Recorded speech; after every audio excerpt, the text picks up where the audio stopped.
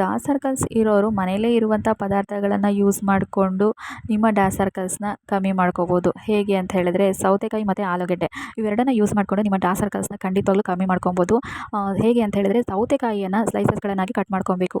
ದಪ್ಪ ಸ್ಲೈಸಸ್ಗಳನ್ನಾಗಿ ಕಟ್ ಮಾಡಿಕೊಂಡು ಕಣ್ಣನ್ನು ಮುಚ್ಚಿ ಕಣ್ಣಿನ ಮೇಲೆ ಇಟ್ಕೋಬೇಕು. ಇದನ್ನು ಸುಮಾರು 15ರಿಂದ 20 ನಿಮಿಷಗಳ ಕಾಲ ಇಟ್ಕೊಂಡೇ ಇರಬೇಕು. ಸೊ ಆನಂತರ ನೀವು ತಣ್ಣೀರಿನಲ್ಲಿ ಮುಖವನ್ನು ತೊಳ್ಕೋಬೇಕು.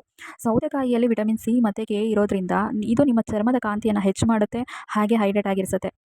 ನೆಕ್ಸ್ಟ್ ಆಲೂಗಡ್ಡೆಯನ್ನು ತುರಿದು ರಸವನ್ನು ತೆಗಿಬೇಕು. ಆ ರಸವನ್ನು ಕಣ್ಣಿನ ಸುತ್ತ ಹಚ್ಚಬೇಕು. ಸುಮಾರು 15ರಿಂದ 20 ನಿಮಿಷ ಹಾಗೆ ಬಿಡಬೇಕು. ಆನಂತರ ಕೋಲ್ಡ್ ವಾಟರ್ನಲ್ಲಿ ಮುಖವನ್ನು ತೊಳ್ಕೋಬೇಕು.